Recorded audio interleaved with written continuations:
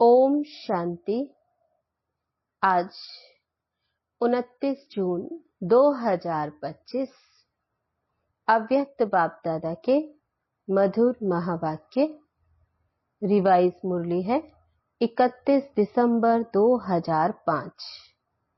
नव वर्ष में अपने पुराने संस्कारों को योग अग्नि में भस्म कर ब्रह्मा बाप समान त्याग, तपस्या और सेवा में नंबर 1 बनो।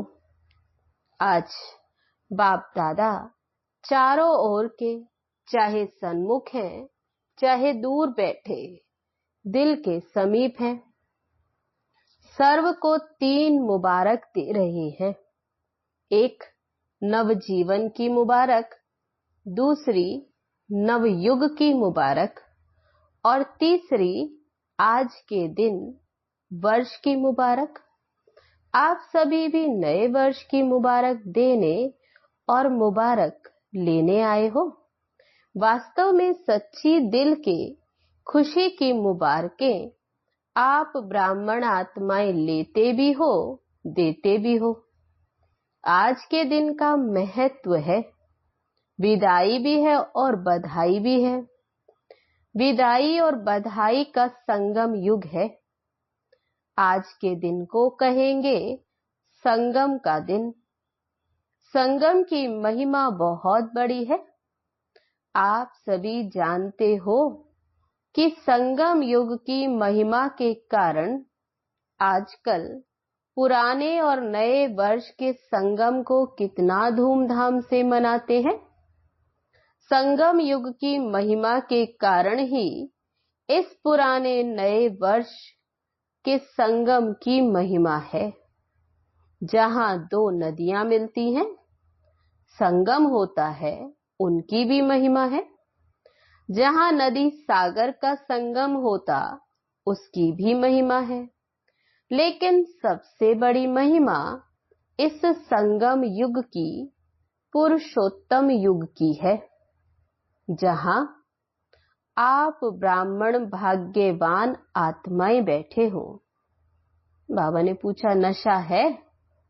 ये संगम युग जहां आप ब्राह्मण भाग्यवान आत्माएं बैठे हो ना, ये नशा है ना?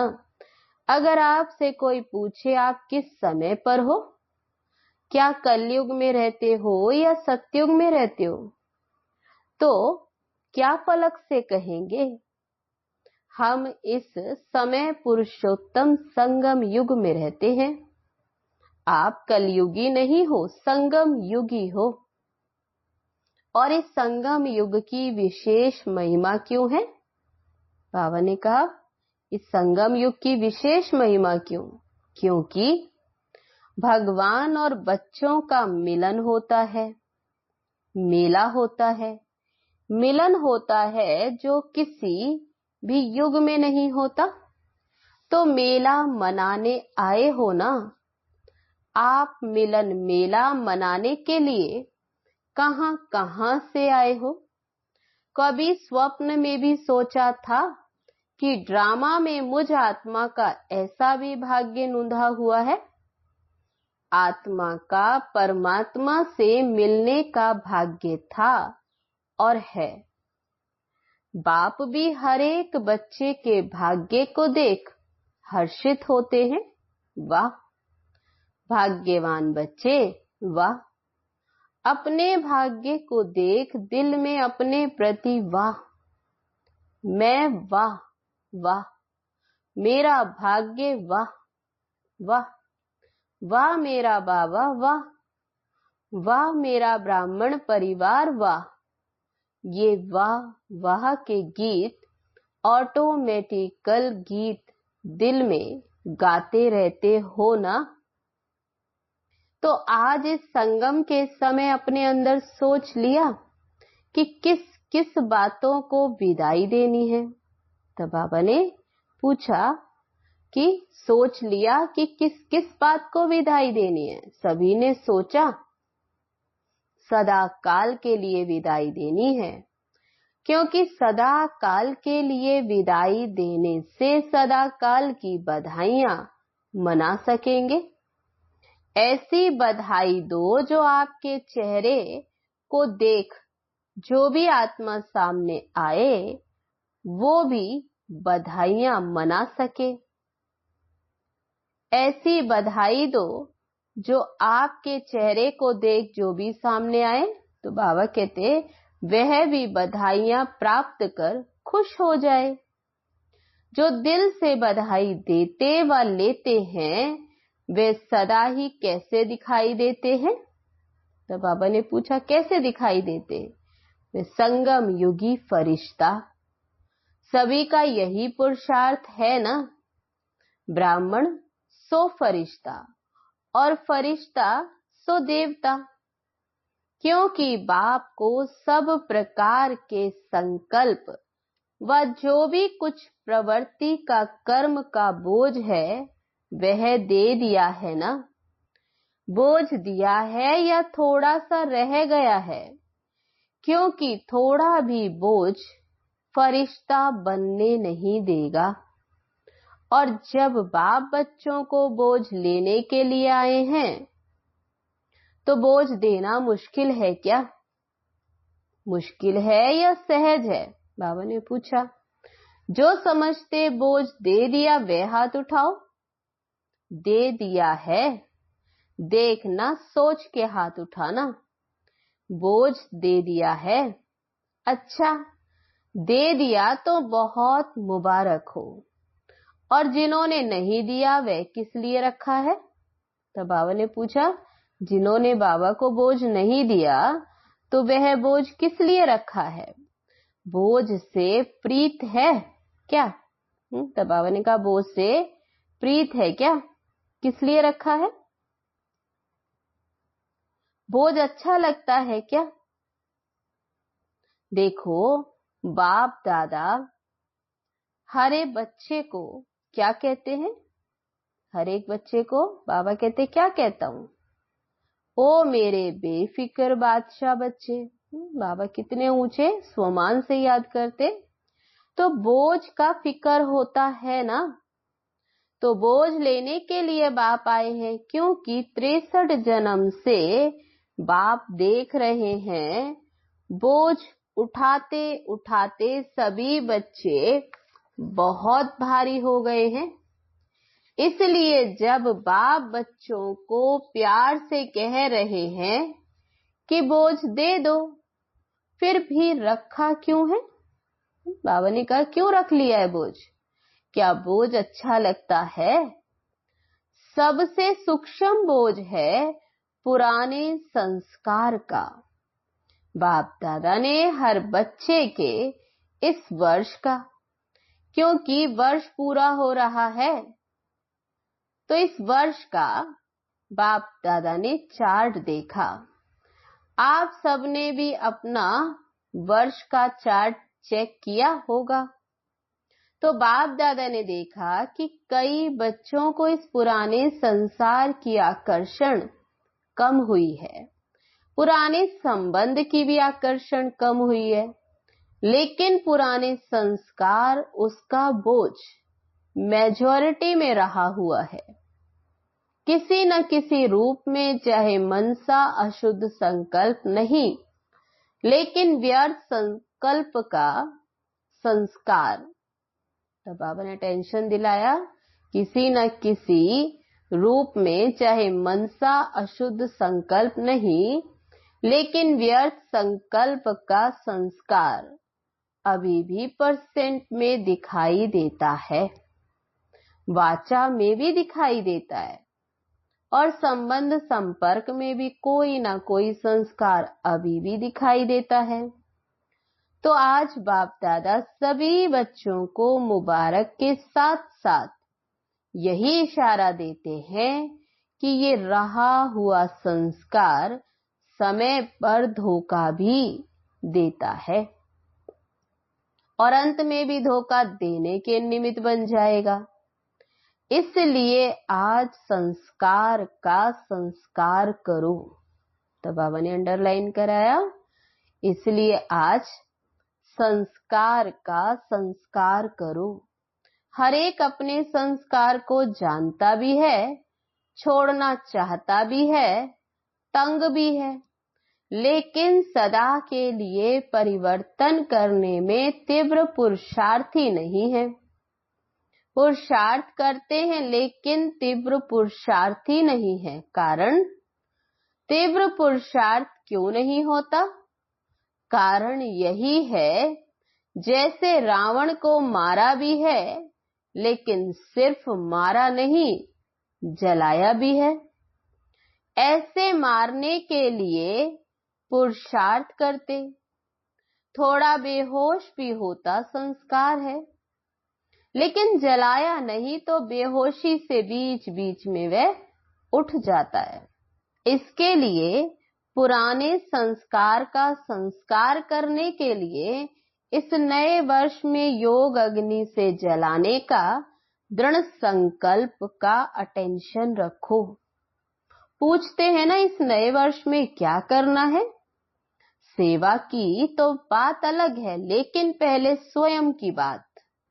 योग लगाते हो, बाप दादा बच्चों को योग में अभ्यास करते हुए देखते, अमृत वेले भी बहुत पुरुषार्थ करते, लेकिन योग तपस्या तप के रूप में नहीं करते हैं। प्यार से याद जरूर करते, रूरिहान भी बहुत करते, शक्ति भी लेने का अभ्यास करते, लेकिन तब बाबा ने अटेंशन दिलाया, लेकिन याद को इतना पावरफुल नहीं बनाया है।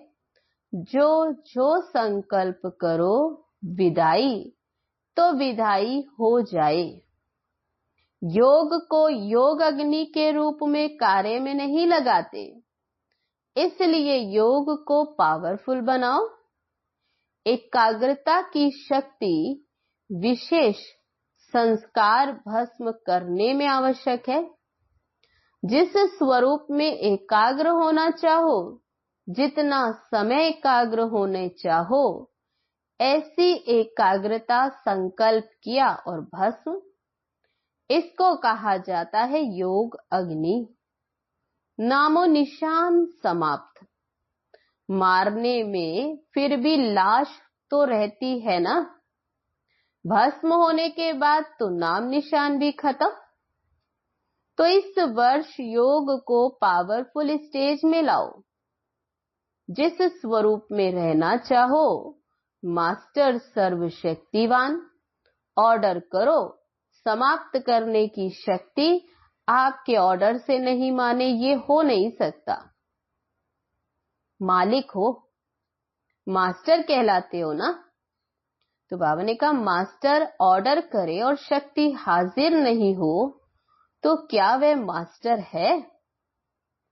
तो बाप दादा ने देखा कि पुराने संस्कार का कुछ न कुछ अंश अभी भी रहा हुआ है, और वह अंश बीच बीच में वंश भी पैदा कर देता है, जो कर्म तक भी काम हो जाता।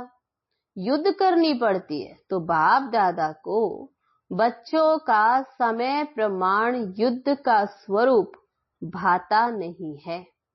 तब बाबा ने अंडरलाइन कराया कि बच्चों का समय प्रमाण युद्ध का स्वरूप बाप दादा को भाता नहीं। बाप दादा हर बच्चे को मालिक के रूप में देखना चाहते हैं। ऑर्डर करो, जी हजूर।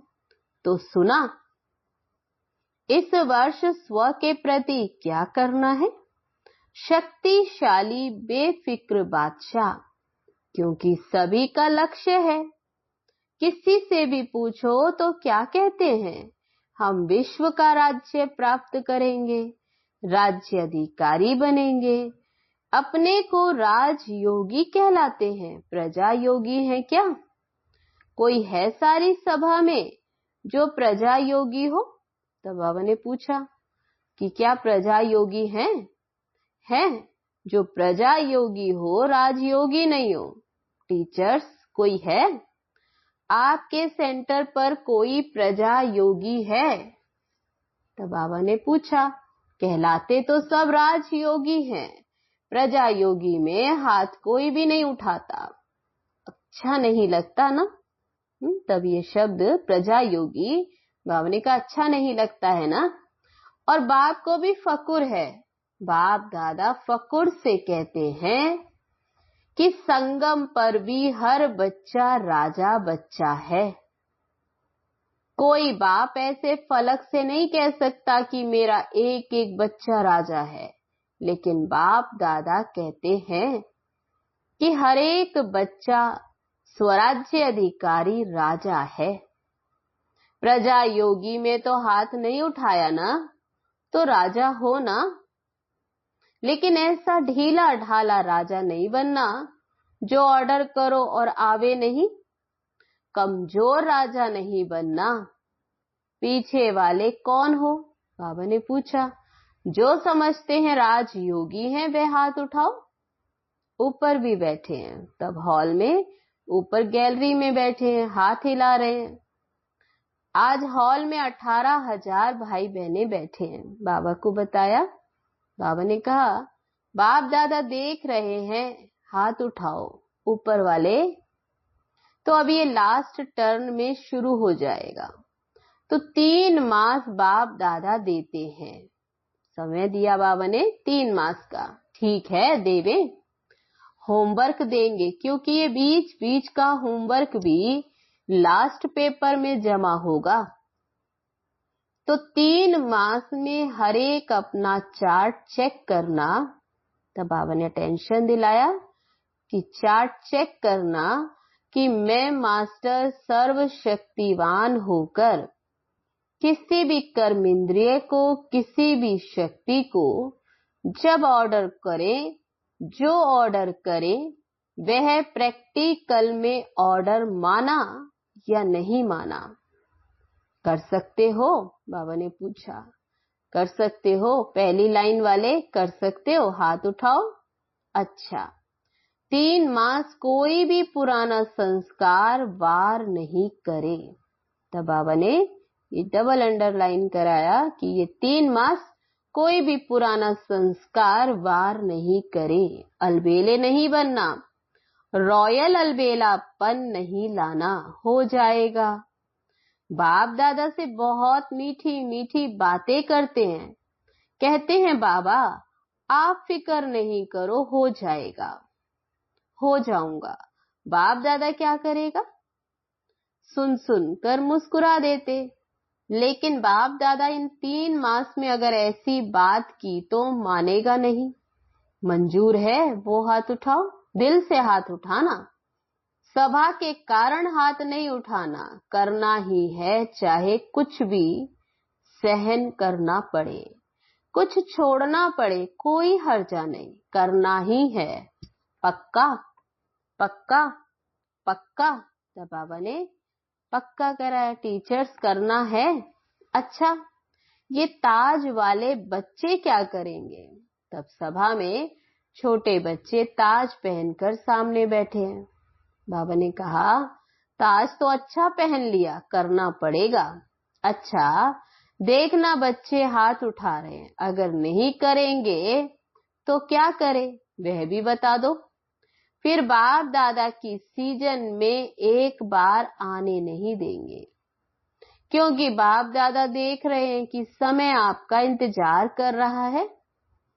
आप समय का इंतजार करने वाले नहीं हो, आप इंतजाम करने वाले हो।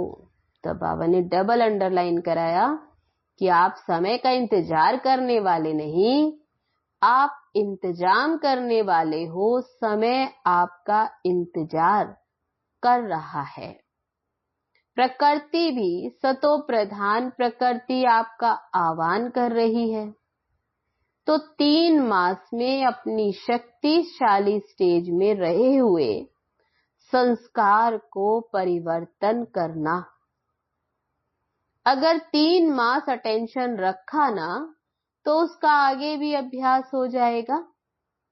एक बारी परिवर्तन की विधि आ गई ना तो बहुत काम में आएगा। समय का आप इंतजार नहीं करो कि कब विनाश होगा, कब विनाश होगा। सब रूरिहान में पूछते हैं, बाहर से नहीं बोलते, लेकिन अंदर बात करते हैं, पता नहीं कब विनाश होगा। 2 साल में होगा, 10 साल में होगा, कितना साल में विनाश होगा? आप क्यों समय का इंतजार करो? तो बाबा ने पूछा, आप क्यों समय का इंतजार करो? आपका समय इंतजार कर रहा है। तो बाबा ने कहा, समय आपका इंतजार कर रहा है। बाप से पूछते हैं, बाबा तारीख बता दो, थोड़ा सा वर्ष बता दो, 10 वर्ष लगेंगे, 20 वर्ष लगेंगे, कितना वर्ष लगेंगे? बाप दादा बच्चों से प्रश्न पूछते हैं कि आप सब बाप समान बन गए हो? पर्दा खोले कि पर्दा खोलेंगे तो कोई कंघी कर रहा है, कोई फेस को क्रीम लगा रहा है। अगर एवर रेडी हो, संस्कार समाप्त हो गए, तो बाप दादा को पर्दा खोलने में क्या देरी लगेगी? एवर रेडी तो हो जाओ ना। हो जाएंगे? बाबा ने पूछा, हो जाएंगे? हो जाएंगे कह के बाप को बहुत समय खुश किया। अभी ऐसा नहीं करना, होना ही है, करना ही है, बाप समान बनना है। इसमें तो सभी हाथ उठा देते, उठाने की जरूरत नहीं। ब्रह्मा बाप को देखो साकार में, तो ब्रह्मा बाप को फॉलो करना है ना। ब्रह्मा बाप ने त्याग, तपस्या और सेवा लास्ट घड़ी तक साकार रूप में प्रैक्टिकल दिखाया। अपनी ड्यूटी शिव बाप द्वारा महावाक्य उच्चारण की, लास्ट दिन तक निभाई। लास्ट मुरली याद है ना? 3 शब्द का वरदान याद है? निराकारी, निर्विकारी और निरअहंकारी बनो। ये 3 शब्द के वरदान। बाबा कहते जिसको याद है वह हाथ उठाओ। अच्छा, सभी को याद है, मुबारक हो। त्याग भी लास्ट दिन तक किया, अपना पुराना कमरा नहीं छोड़ा। बच्चों ने कितना प्यार से ब्रह्मा बाप को कहा, लेकिन बच्चों के लिए बनाया, स्वयं नहीं यूज किया। और सदा 2:30-3 बजे उठकर स्वयं प्रति तपस्या की, संस्कार भस्म किए। तब कर्मातीत अव्यक्त बने, फरिश्ता बने। जो सोचा वह करके दिखाया। कहना, सोचना और करना तीनों समान। फॉलो फादर, लास्ट तक अपने कर्तव्य में पूर्ण रहे। पत्र भी लिखे, कितने पत्र लिखे, सेवा भी नहीं छोड़ी। Follow father. तो बाबा कहते अखंड महादानी, महादानी नहीं, अखंड महादानी का प्रैक्टिकल रूप दिखाया अंत तक। लास्ट तक बिना आधार के तपस्वी रूप में बैठे। अभी बच्चे तो आधार लेते हैं ना बैठने का, लेकिन ब्रह्मा बाप ने आदि से अंत तक तपस्वी रूप रखा। आंखों में चश्मा नहीं डाला। ये सूक्ष्म शक्ति है, निराधार। शरीर पुराना है, दिन प्रतिदिन प्रकृति, हवा, पानी दूषित हो रहा है। इसलिए बाप दादा आपको कहते नहीं है क्यों आधार लेते हो, क्यों चश्मा पहनते हो।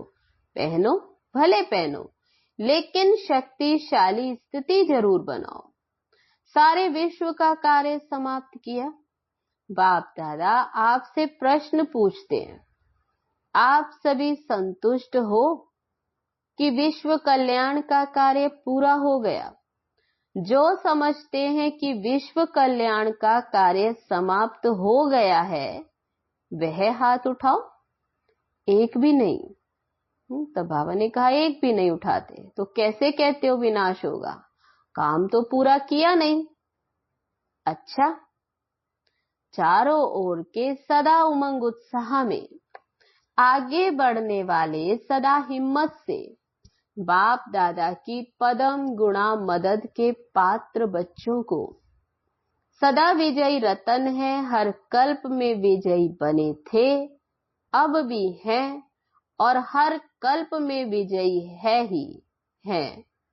हर कल्प में विजयी है ही है।